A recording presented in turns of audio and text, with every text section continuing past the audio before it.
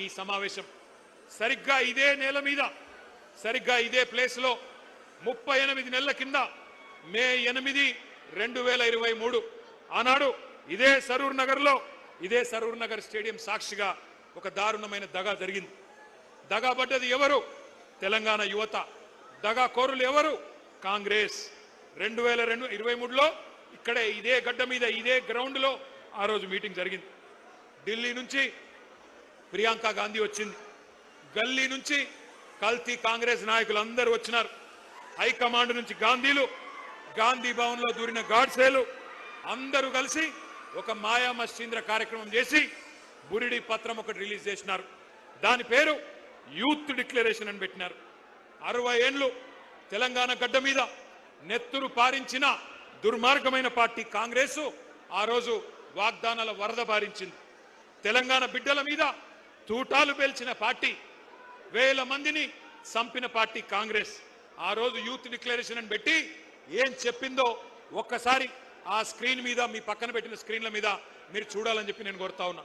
ఆ video play చేయండి. Youth declaration. విసిరిన వల పేరే యూత్ డిక్లరేషన్.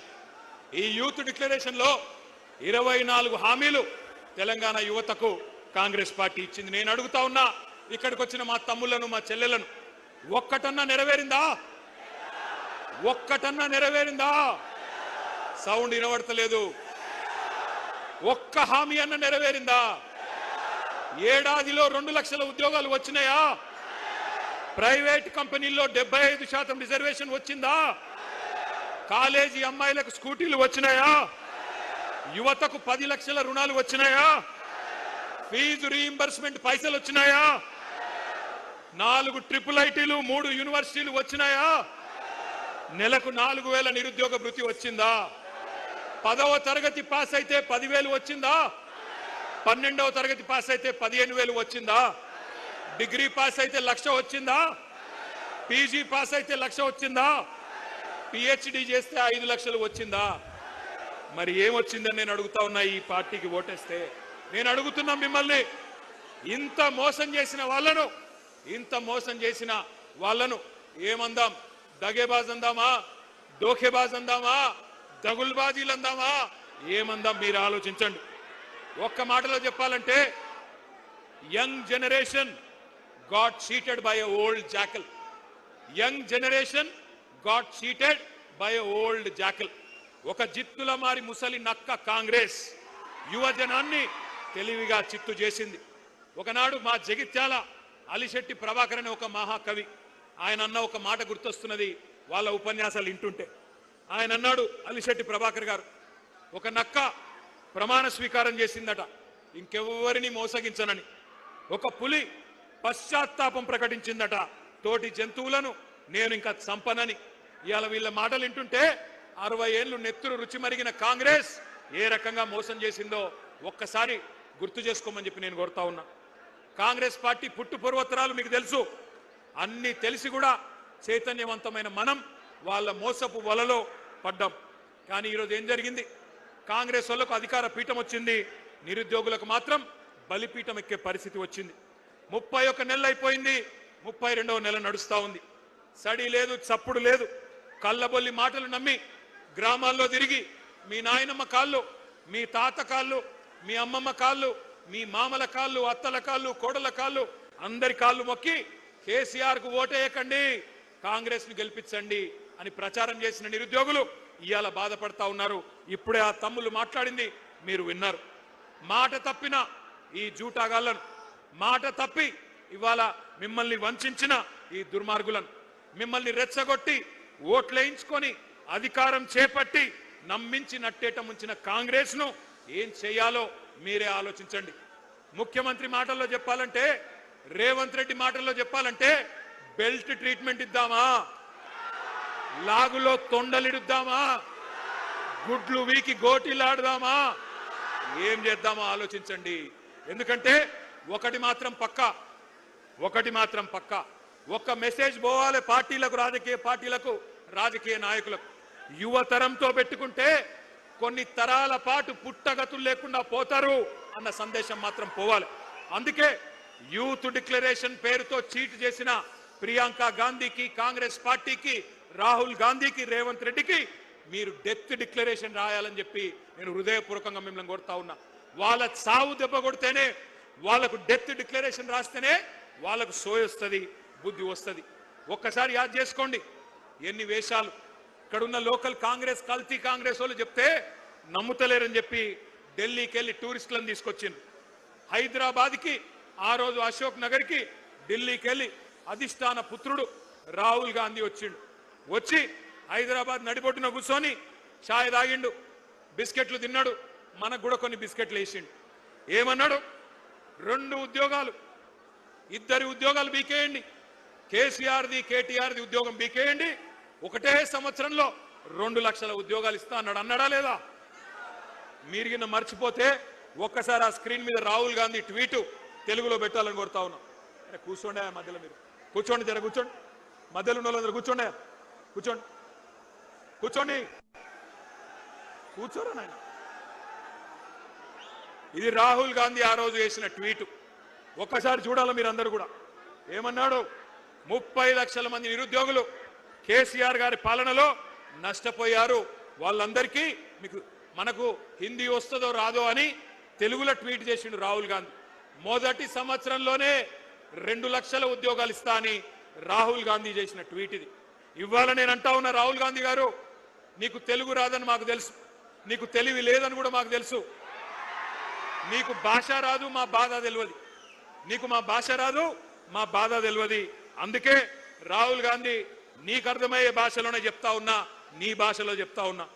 देश भर में मोहब्बत के दुकान के डिंडोरा पीटने वाले राहुल जी, क्या आपको याद है हैदराबाद और अशोकनगर चाय की दुकान याद है आपको? चाय पे चर्चा याद है कि नहीं? जहां आपने 3 साल पहले बेरोजगारों से झूठे कस्में आपने खाई, झूठे वादे किए, वहीं से जहां आपने एक तस्वीर लेके ट्विटर में डाल के हमारी युवा को बहकाया, तकदीर बदलने का वादा किया, जहां उन्होंने आपको पूरी तरह से तहे दिल से आपका शुक्रिया अदा किया। याद है वो चाय का अड्डा अशोकनगर का? मैं राहुल जी से पूछना चाहता हूं, आज आपसे पूछते हैं राहुल जी, क्या हुआ आपका वादा? क्या हुआ 2 लाख नौकरियों का वादा? क्या हुआ जॉब कैलेंडर का वादा? क्या हुआ 4000 रुपया बेरोजगार भत्ते का वादा? क्या हुआ हमारे बहनों को स्कूटी देने का वादा? क्या हुआ युवाओं को 10 लाख इंटरेस्ट फ्री लोन देने का वादा? हम पूछते हैं राहुल जी। राहुल जी, तेलंगाना युवा आज जान चुका है, जाग चुका है। आपका बनाया हुआ नॉमिनेटेड चीफ मिनिस्टर आज हमारे यहां के युवाओं के जॉब देने के बजाय दिल्ली में आपका जेब भर रहा है, दिल्ली में राहुल गांधी का जेब भर रहा है। तेलंगाना में नोटिफिकेशन नहीं है, पूरा का पूरा लूटिफिकेशन चल रहा है। इसलिए हर बेरोजगार की धड़कन चीख चीख कर कह रही है, आपकी मोहब्बत की दुकान नहीं है, धोखे का मकान है। 3 साल पहले कांग्रेस ने इसी जगह से यूथ डिक्लेरेशन किया था, आज इसी जगह से तेलंगाना का नौजवान कांग्रेस का डेथ डिक्लेरेशन लिखने के लिए तैयार है। राहुल जी, मैं आपसे कहता हूं, కొలువుల కుంభమేళా అన్నారు, కొలువుల కుంభమేళా అన్నారు, ఇవాళ కుంభకోణాల కుంభమేళా చేస్తా ఉన్నారు. కాంగ్రెస్ గెలిస్తే డిసెంబర్ 9 నుంచి ఉద్యోగ పర్వం పక్కా అన్నారు, కానీ ఉన్మాద పర్వం చూపెడతా ఉన్నారు. ఉద్యోగాలు అడిగితే ఉరికిచ్చి కొడతా ఉన్నారు, కొలువులు అడిగితే లాఠీ చార్జీలు చేస్తున్నారు. దమన కాండ, దౌర్జన్య కాండ ఇవాళ హైదరాబాద్ లోనే కాదు, తెలంగాణలోని ప్రతి పల్లెలో జరుగుతా ఉన్నది. అశోక్ నగర్ చౌరస్తాలో అందమైన కబుర్లు చెప్పి అవతలబడ్డ రాహుల్ గాంధీ ఇప్పుడు ఎక్కడ అడ్డగాడులు కాస్తున్నావు అని నేను అడుగుతా ఉన్నా. ఎక్కడ ఉన్నావు? కనబడతలేదా మా నిరుద్యోగుల ఆక్రోశం? గల్లీలో నిరుద్యోగి ఆవేదన పడతా ఉన్నాడు, ఢిల్లీలో ఏ గుడ్డి గుర్రాల పనులు దొమ్ముతున్నావు రాహుల్ గాంధీ అని నేను అడుగుతా ఉన్నా. అశోక్ నగర్ చౌరస్తాలో ఇవాళ అభ్యర్థులు శోకిస్తున్నారు, ఏడుస్తున్నారు, వినిపిస్తలేదా? దిల్సుఖ్ నగర్ లో యువత మీద లాఠీలు విరుగుతా ఉన్నాయి, వినిపించడం లేదా? సిటీ సెంట్రల్ లైబ్రరీ మీద దాడులు, ఉస్మానియా క్యాంపస్ లో నిర్బంధాలు, ఆడబిడ్డలను చూడకుండా అనిత మీద, ఆస్మా మీద అర్ధరాత్రి కేసులు, అరెస్టులు. ఢిల్లీలో రాజ్యాంగం చేతిలో పట్టుకొని రాహుల్ గాంధీ గారేమో పోజులు, ప్రజాస్వామ్యమని శుద్ధపూస కబుర్లు. హైదరాబాద్ లో నడిబొడ్డున ప్రజాస్వామ్యం ఖూనీ అయిపోతుంటే పట్టించుకున్నవాడు లేడు. మరి రేవంత్ రెడ్డి గారు ఏం చేస్తున్నారు? ఆయన ఒకటే చేస్తున్నాడు, రాహుల్ గాంధీకి ప్రధానమంత్రి జాబ్ వచ్చేదాకా ఇడిచిపెట్టడట, పని చేస్తాడట. నిన్ను సీఎం చేసింది యువతకు జాబులు ఇవ్వమనా, లేకపోతే నిరుద్యోగి, రాజకీయ నిరుద్యోగి రాహుల్ గాంధీకి జాబ్ ఇవ్వమనా? ఆలోచించండి. మీకు గుర్తుండాలి, 2023 నవంబర్లో ఆ రోజు ఎన్నికల్లో రాష్ట్ర శాసనసభకి ఎన్నికలు జరిగితే ఆ రోజు కాంగ్రెస్ పార్టీ వాళ్ళు జాబ్ క్యాలెండర్ ప్రకటించారు. ఒక్కసారి ఫుల్ పేజ్ అడ్వర్టైజ్మెంట్లు ఇచ్చినారు. ఆ ఫుల్ పేజ్ ఒకసారి చూపెట్టాలని చెప్పి, ఆ స్లైడ్ వేయాలని చెప్పి మా వాళ్ళని కోరుతా ఉన్నాం. ఇది గుర్తుండాలి మీకు. కాంగ్రెస్ వాళ్ళు నవంబర్ 2023లో వేసిన జాబ్ క్యాలెండర్ అన్ని పత్రికల్లో అవినీతి సొమ్ముతో ఫస్ట్ పేజీలో ఫుల్ పేజ్ అడ్వర్టైజ్మెంట్. ఎన్ని ఉద్యోగాలు ఉన్నాయి? 2 లక్షల ఉద్యోగాలు మొట్టమొదటి సంవత్సరంలోనే భర్తీ చేస్తామని చెప్పారు. ఆ రోజు ఏమన్నారు? ఓటు కొట్టు, జాబు పట్టు అని బంపర్ ఆఫర్ ఇచ్చారు. ఏమన్నారు? ఒక్క ఏడాదిలోనే 2 లక్షల ఉద్యోగాలు, డిసెంబర్ 2024 కల్లా 2 లక్షల కొలువులు ఇస్తామని చెప్పారు. ఇవాళ జాబులు లేవు, జవాబులు లేవు, ఉద్యోగాలు లేవు, ఉలుకు లేదు, పలుకు లేదు. తెలుగు క్యాలెండర్ మారింది, ఇంగ్లీష్ క్యాలెండర్ మారింది, జాబ్ క్యాలెండర్ మాత్రం పత్తా లేదు. ఇంకా ఘోరం ఏంటంటే అసెంబ్లీ సాక్షిగా, పవిత్రమైన సభ అసెంబ్లీ అంటే, అసెంబ్లీ సాక్షిగా శాసనసభలో ఇచ్చిన జాబ్ క్యాలెండర్ కూడా ఒక చిత్తు కాగితం కింద కూడా పనిచేయడానికి ఇలా అర్హత లేదు. ఆ కాగితానికి జాబులు నింపట్లేదు. రాహుల్ గాంధీ జేబులు మాత్రం జోరుగా నింపుతున్నారు. అన్నదమ్ముల అల్మారాలు నింపుతున్నాడు రేవంత్ రెడ్డి, బినామీల బీరువాలు నింపుతున్నాడు. జాబ్ క్యాలెండర్ కు మాత్రం నై, స్కామ్ క్యాలెండర్ కు మాత్రం సై.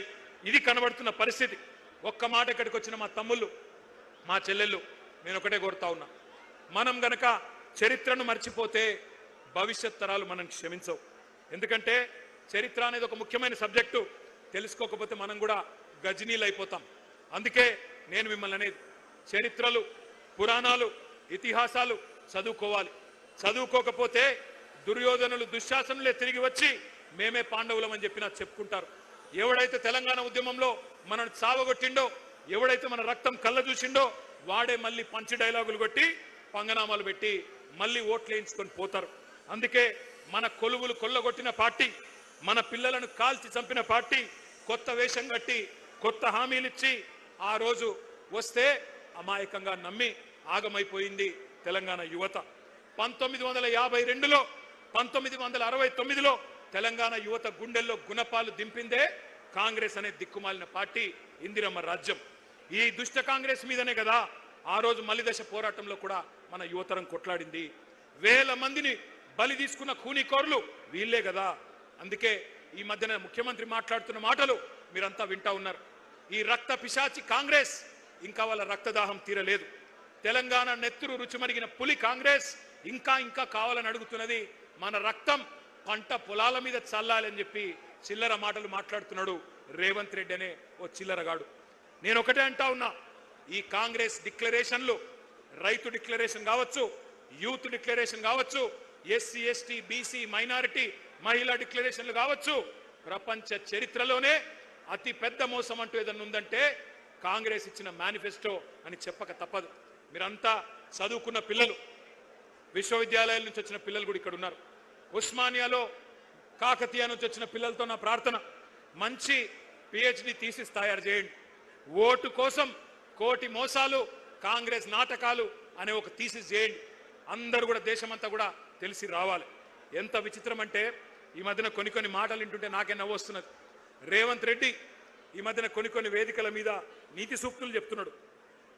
మాట శాశ్వతం, అధికారం శాశ్వతం కాదు అని రేవంత్ రెడ్డి అనే దౌర్భాగ్యుడు చెప్తుంటే కూడా వినాల్సి వస్తున్నది. ఏం చేయాల కర్మ.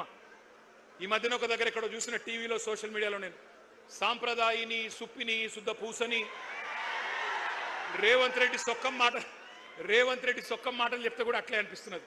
ఇక గీన చెప్పాలి మనం వినాలి. ఓటుకు నోటు దొంగ, 50 లక్షల రూపాయలతో అడ్డంగా దొరికిపోయిన దగుల్బాజీగాడు ఇలా అవినీతి గురించి, నీతి గురించి, అశాశ్వతమైన అధికారం గురించి మాట్లాడుతుంటే నాకే గమ్మత్ అనిపిస్తా ఉన్నది.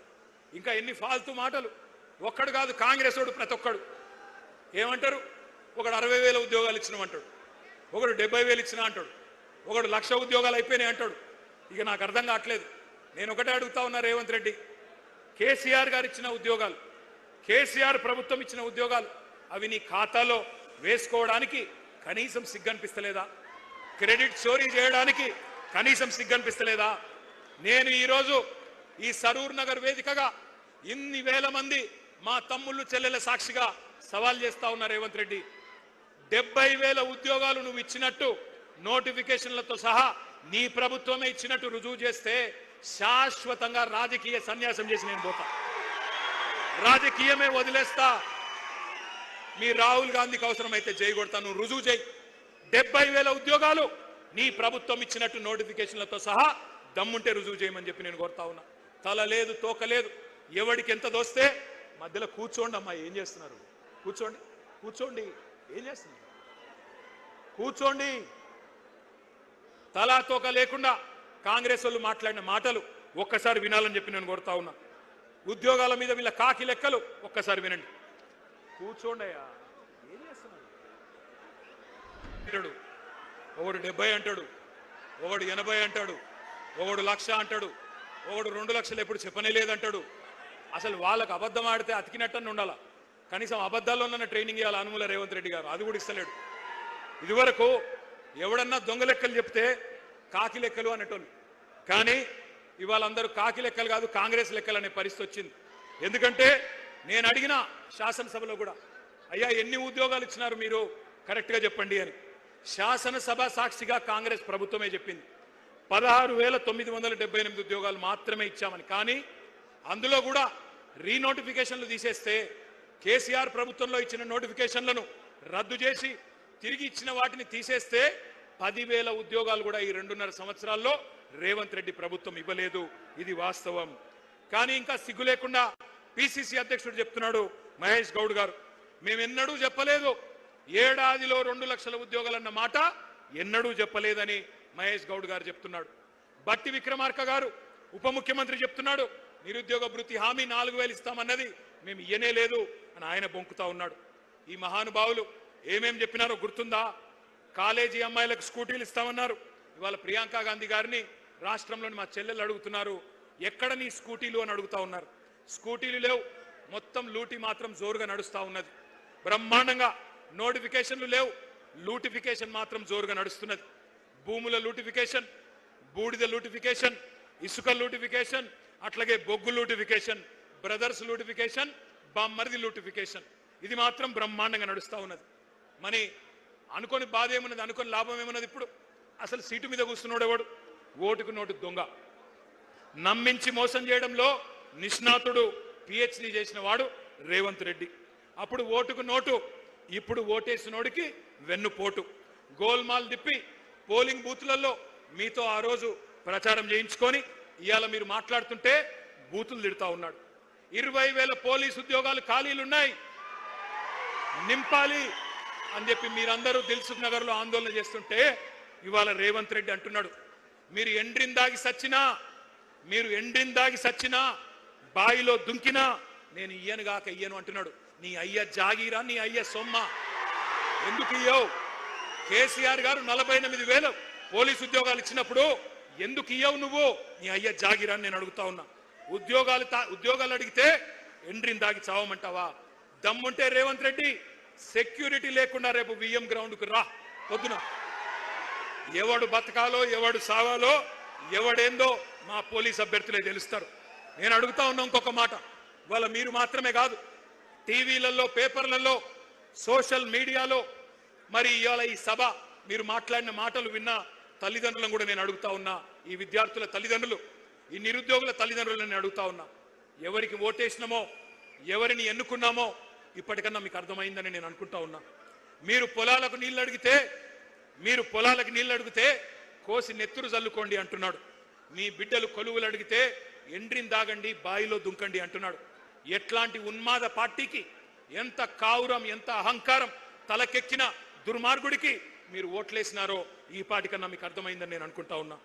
గ్రూప్ 1 మెయిన్స్ కోసం 1:100 పిలుస్తా అని చెప్పిండ్రు. పిలువురా నాయన అంటే మరి మళ్ళీ తలకు మాసిన సన్నాసులు అని తిడతాడు. గ్రూప్ 2 ఉద్యోగాలు 2,000కు పెంచరా నాయన, నువ్వే చెప్పినావు అంటే పెయిడ్ ఆర్టిస్టులు అంటాడు, లాగుల తొండలిడిసి పెడతా అంటాడు, శంకినీలను తిడతాడు. 25,000 మెగా డిఎస్సి ఎక్కడా దగా డిఎస్సి చేసినావు, నువ్వు మెగా డిఎస్సి కాదు ఇచ్చింది అంటే మళ్ళీ నీ గుడ్లు వీకి గోటీలాడతాను చిల్లర మాటలు మాట్లాడతాడు. వయో పరిమితి ఆనాడు కేసీఆర్ గారు పెంచినరు, నువ్వెందుకు తగ్గించినావు అట్లే ఉంచు అంటే దాని మీద స్పందన ఉండదు.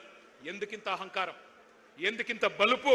ఈ అవమానాలు, ఈ అవహేళనలు మర్చిపోతారు తెలంగాణ పిల్లలు అనుకుంటున్నావా రేవంత్ రెడ్డి? ఎన్నికలకు ముందు మళ్ళీ ఒక గారెడి చేస్తా, ఏదో ఒక మాట చెప్తా, అంతా మాయా మస్తీంద్ర చేయొచ్చు, గాయబ్ చేయొచ్చు అనుకుంటున్నావా? గుర్తుపెట్టుకో, ఈ పిల్లలు సామాన్యమైన పిల్లలు కాదు. యూనివర్సిటీలలో, కాలేజీలలో జార్జ్ రెడ్డి ఆ రోజు చెప్పిండు, ఏమన్నాడు అన్నాడు?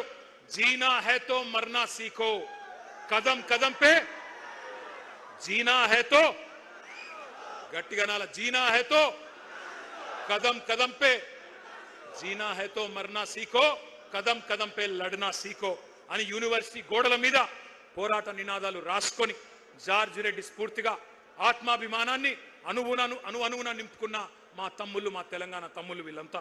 ఉస్మానియా విశ్వవిద్యాలయ విద్యార్థులని బీరు బిర్యానీ బ్యాచ్ అని పిలిచిన ఎలక్షన్లకు ముందు, అయినా నిన్ను క్షమించిండ్రు.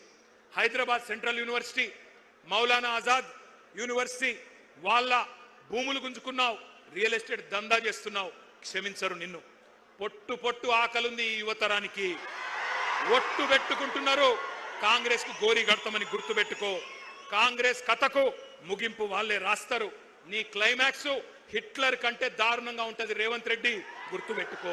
పెద్ద పెద్దోళ్ళు, నీలిగినోళ్ళు, చాలా మంది మాట్లాడినోళ్ళు ఎక్కడెక్కడో పోయినారు. ఇవాళ 10 ఏళ్ల కాలంలో మేము కొంత ప్రయత్నం చేసినాం, సిన్సియర్గా చేసినాం, చాలా సిన్సియర్గా నిజాయితీగా పనిచేసినాం. ఎన్నడూ యువతను కించపరచలేదు, చులకన చేసి మాట్లాడలేదు. నీళ్లు, నిధులు, నియామకాలు మా ఉద్యమ ట్యాగ్ లైన్. అందుకే మన కొలువులు మనకే దక్కాలి అనే అది నిజం చేయడానికే కేంద్రంతో యుద్ధం చేసినాం. మీకు ఒక్క మాట తెలవాల తమ్ముళ్ళు, కేసీఆర్ గారు పెద్దలు తెలంగాణ సాధించిన నాయకుడు, చావు నోట్లో తలబెట్టి మనకు రాష్ట్రాన్ని ఇచ్చిన నాయకుడు. ఆయన మీకోసమే కొత్త జోనల్ సిస్టమ్ తేవడానికి 2.5 సంవత్సరాలు కష్టపడ్డాడు. ఇక్కడి కొలువులు, ఇక్కడి ప్రభుత్వ ఉద్యోగాలు మన పిల్లలకే రావాలని 95% స్థానిక రిజర్వేషన్ చేయాలని చెప్పి శాసనసభలో బిల్లు పాస్ చేసి ఢిల్లీకి మోడీ దగ్గర పంపినాడు.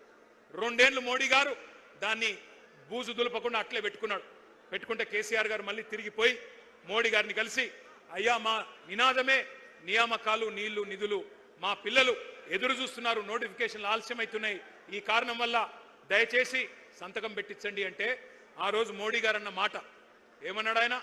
ఏందయ్యా నీది ఏమన్నా ప్రత్యేక దేశం అనుకుంటున్నావా, లేక భారతదేశంలో ఒక రాష్ట్రం అనుకుంటున్నావా? 95% రిజర్వేషన్ లేనిది ఎట్లుంటది అట్లా? దేశంలో ఎక్కడ లేదు, ఏ రాష్ట్రంలో అంటే కేసీఆర్ గారు 1.5 గంటల సేపు మొత్తం తెలంగాణ ఉద్యమ చరిత్ర చెప్పిండు. ఎట్లా మన పిల్లలు కొట్లాడి పోరాడి ముల్కీ ఉద్యమం నుంచి, గైర్ ముల్కీ ఉద్యమం నుంచి, ఇడ్లీ సాంబార్ గోబ్యాక్ ఉద్యమం నుంచి 610 జీవో, గిర్గ్లానీ కమిషను అన్ని కూడా 6 పాయింట్ ఫార్ములా అన్ని చెప్తూ 14F అన్ని చెప్పి ఒప్పించి మెప్పించి చివరికి ఆ రోజు మోడీ గారిని ఒప్పిస్తే 95% స్థానిక రిజర్వేషన్లున్న ఒకే ఒక్క రాష్ట్రం భారతదేశంలో మన తెలంగాణ. ఇది మన కేసీఆర్ సాధించిన విజయం, మన కేసీఆర్ సాధించిన విజయం. డిస్టర్బ్ చేయకండి బిడ్డ. ఒక్కసారి నేను మిమ్మల్ని అడుగుతా ఉన్నా, ఎంత ఘర్షణ పడ్డామో, ఎంత పని చేశామో, ఎంత శ్రమ చేశామో మాకు తెలుసు, మీకు తెలుసు. కానీ నేను మొత్తం మంచి జరిగిందని నేను అంటలేను, కొన్ని పొరపాట్లు కూడా జరిగినాయి. తెలుసో తెలియకనో కొన్ని పొరపాట్లు జరిగినాయి. టీఎస్పీఎస్సీ పేపర్ లీక్ అయింది. పేపర్ లీక్ అయితే కాంగ్రెస్ ఓడో బీజేపీడో పట్టుకోలేదు, మన ప్రభుత్వమే పట్టుకుంది. మీడియానో ఇంకెవరో పట్టుకోలే, మన ప్రభుత్వమే పట్టుకొని వాళ్ళని శిక్షించింది. కానీ మీకు కోపం వచ్చింది, కొద్దిగా ఇంకా గట్టిగా ఉండాలి, ఆ బోర్డును రద్దు చేయాలి, ఇంకా ఆ రోజు స్ట్రిక్ట్గా ఉంటే బాగుండదన్న కోపం మీకు కూడా వచ్చింది. అందుకే నేను అంటున్నా, మీ ఆవేదన మాకు అర్థమైంది, మీ ఆరాటం అర్థమైంది, కొన్ని పొరపాట్లు జరిగిన విషయం కూడా మాకు అర్థమైంది. వాటిని సవరించుకునే సత్తా కూడా మళ్ళీ బీఆర్ఎస్ కు మాత్రమే ఉంది. ఆనాడు చెప్పినాం, ముందు చెప్పాం, ఈ రోజు కూడా చెప్తా ఉన్నాం. ఎప్పుడు ఎవరు అడిగినా, ఏ వేదిక ద్వారా అడిగినా చెప్తాం. 9.5 ఏళ్లలో ఆ రోజు మన ప్రభుత్వం, కేసీఆర్ గారి ప్రభుత్వం చేపట్టిన నియామకాలు 2,32,308 పోస్టులు. ప్రక్రియ పూర్తి చేసి భర్తీ చేసిన జాబులు 1,60,083 ఉద్యోగాలు. ఒక్కసారి ఆ స్లైడ్ వేయాలని చెప్పి నేను కోరుతా ఉన్నాను. నేను ఇవాళ ఈ వేదికగా ఇవాళ నేను కాంగ్రెస్ ను, బీజేపీని కూడా సవాల్ చేస్తా ఉన్నా. భారతదేశంలో ఒక దశాబ్ద కాలంలో కోవిడ్ వచ్చినా అత్యధికంగా ఉద్యోగాలు సృష్టించిన రాష్ట్రం తెలంగాణ. ఇవి గాలికి చెప్పే గణాంకాలు కాదు, కళ్ళబొల్లి కాకి లెక్కలు కాదు. ఎవరైనా ఛాలెంజ్ చేసుకోవచ్చు. కాంగ్రెస్ గనక ముందుకొచ్చినా, బీజేపీ ముందుకొచ్చినా దీన్ని రుజువు చేసే బాధ్యత మాది. కానీ మేము ఒక చిన్న తప్పు చేసినాం. మేము డబ్బా కొట్టి చెప్పుకోలేదు, సభలు పెట్టి సర్టిఫికెట్లు పంచలేదు, ఫ్రంట్ పేజీలో యాడ్ చేయలేదు. మేము చేసిన తప్పు అది. గోబెల్స్ గోరి నుంచి లేచి వచ్చినట్టు పని కట్టుకొని ప్రాపగాండా చేసినారు. అపనిందలు అబద్ధాలతోని ఒక విద్వేషం మీ మనసు నిండా నూరిపోసినారు. కేసీఆర్ కేటీఆర్ ఉద్యోగాలు ఊడగొడితే మీకు ఉద్యోగాలు వస్తాయని చెప్పి మరి గాంధీ భవన్లో దూరిన గాడ్సేలు రెచ్చగొట్టారు. సరే, ఎన్నికల్లో గెలుపోవటంలో సహజం. మేము ఓడిపోయినాం. కానీ నేను అడుగుతా ఉన్నా ఇక్కడికి వచ్చిన మీ అందరినీ, వచ్చినాయా మరి ఉద్యోగాలు? 2 లక్షల ఉద్యోగాలు వచ్చినాయా? ఉసిగొల్పిన మేధావులు, నేను వారి పేరు తీసుకోను, ఉసిగొల్పిన మేధావులు వాళ్ళు ఉద్యోగాలు సంపాదించుకున్నారు. ఇప్పుడు ఉలకట్లేదు, పలకట్లేదు, కనీసం మీ వైపు చూడట్లేదు. సామాజిక న్యాయం అని కోతలు కోసిన వాళ్ళు ఇవాళ మరి బహుజన విద్యార్థులకు, ఎస్సీ ఎస్టీ బీసీ విద్యార్థులకు గొంతు కోసే విధంగా జీవో నెంబర్ 29 తెస్తే దాని మీద మాట్లాడరు. పోరాటం మళ్ళీ చేస్తున్నది బీఆర్ఎస్ పార్టీ మాత్రమే. జీవో నెంబర్ 46 మీద పోరాటం చేస్తున్నది మళ్ళీ మా తమ్ముడు రాకేష్ రెడ్డి నాయకత్వంలో మళ్ళీ మీరు మాత్రమే. అందుకే నేను అంటా ఉన్నా, 1, 2 కాదు, ఈ 2.5 సంవత్సరాలలో ఎక్కడ ఎవరికి ఏ అన్యాయం జరిగినా నిలబడ్డది మనం, కలబడ్డది మనం, ప్రభుత్వంతో తలపడ్డది మనం.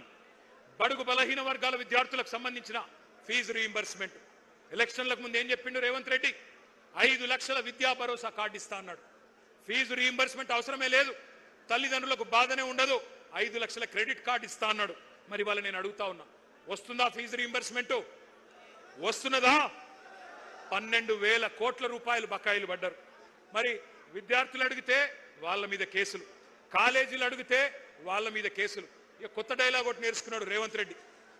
పాఠాలట ఇప్పుడు ఇంగ్లీష్లో తెలుగులో చెప్పొద్దట, పాఠాలు జర్మన్లో చెప్పాలన్నట, జపనీస్ భాష నేర్పియాలన్నట, కొరియన్ భాష నేర్పియాలన్నట, కొరియన్ భాష నేర్పియాలన్నట. నేను రేవంత్ రెడ్డికి చెప్తున్నా, అరే నువ్వు తెలుగు నేర్చుకోరా నాయన, ముందు తెలుగు నేర్చుకో, హిందీ నేర్చుకో, ఇంగ్లీష్ నేర్చుకో. నీకు తెలుగులో బూతులు వస్తాయి తప్ప తెలుగు రాదు నీకు. అందుకే నేను అంటున్నా కొరియన్ భాష, జపాన్ భాష. నేను అడుగుతున్నా, తెలివైనోడైతే తెలివున్నోడైతే టీచర్లను అంటున్నావు జపనీస్ నేర్పండి, కొరియన్ నేర్పండి అని. వాళ్ళకు వచ్చా ముందు టీచర్లకు నేర్పేటానికి రావాలన్నా వద్దా జపనీసు కొరియన్? అది లేదంట, కానీ నేర్పాలంటున్నాడు. ఎట్లా ఉంది ఇవాళ రాష్ట్రంలో పరిస్థితి అంటే, కాలేజీ పిల్లలు ఫీజు బకాయింపులు అడిగితే బెదిరింపులు, కాలేజీ యాజమాన్యాలు ఫీజు రీంబర్స్మెంట్ ఇయ్యన్నా అంటే వాళ్ళ మీద విజిలెన్స్ దాడులు, రిటైర్డ్ ఇంజనీర్లు మాట్లాడితే చెర్లపల్లి జైలు వేస్తా అంటాడు, వాతావరణ శాస్త్రవేత్తలు ఎల్నినో వస్తుంది అంటే బెల్ట్ ట్రీట్మెంట్ ఇస్తా అంటాడు, కాలేజీ వాళ్ళు ఫీజులు అడిగితే విజిలెన్స్ దాడులు, ఇక ఉద్యోగులు డిఎల్ అడిగితే వాళ్ళ మీద ఏసీబీ రైడ్లు, ఎస్బీఐని బెదిరిస్తా, ఎల్ఎన్టీని బెదిరిస్తా, నేనే రాజు, నేనే మంత్రి, నేనే హిట్లర్ అని బట్లర్ మాటలు మాట్లాడుతున్నాడు ఈ చిల్లర నాయకుడు. ఒక ముఖ్యమంత్రిలా కాదు, ఒక రౌడీ షీటర్లా, గూండాలాగా ఇవాళ వ్యవహారం నడుస్తూ ఉన్నది.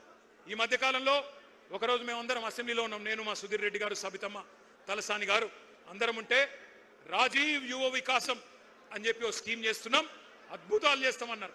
నేను అడుగుతా ఉన్నా, ఇవాళ ఉన్నదా రాజీవ్ యువ వికాసం? వచ్చిందా ఎవరికైనా రూపాయి కనీసం?